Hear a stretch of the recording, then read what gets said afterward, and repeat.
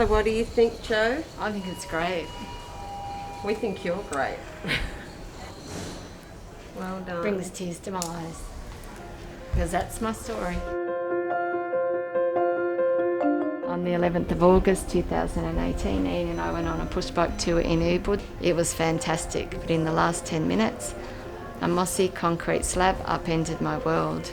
And with that split second, the bike went from underneath her and she hit her head, which was just life-changing. I had to make contact with the kids and I just said, your mum's had an accident. I said, yeah, it's pretty bad, but I didn't want to go to the extreme of what the nurses had told me and the doctor saying that she probably won't make tonight.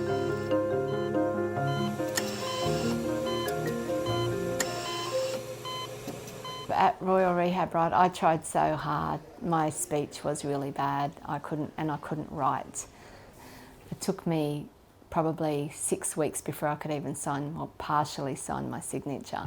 My social worker kept telling her I'm going to go back to work when I get out of here, and then she said to me one day, Joe, you'll probably never go back to work at the bank. 90% of people that have a traumatic brain injury, let alone a severe one, don't get back to work, unfortunately. So that broke my heart then, because I thought I'd been at the bank for 28 years.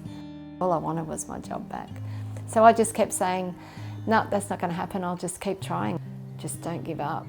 And there was a lot of hard days, it wasn't easy.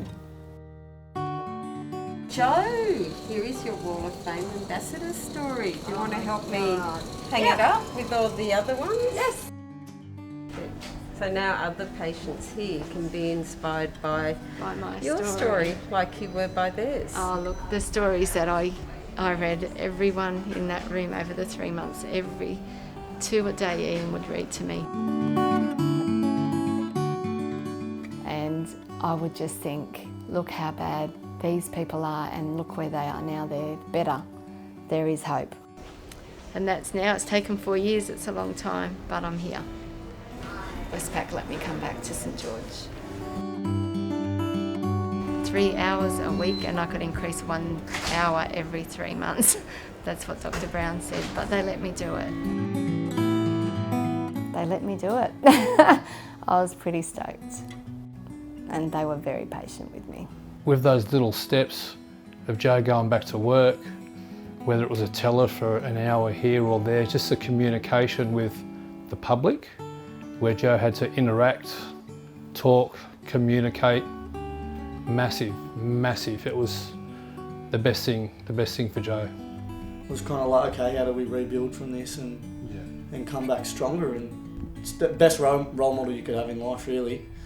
So I'm definitely proud of her for everything she's overcome.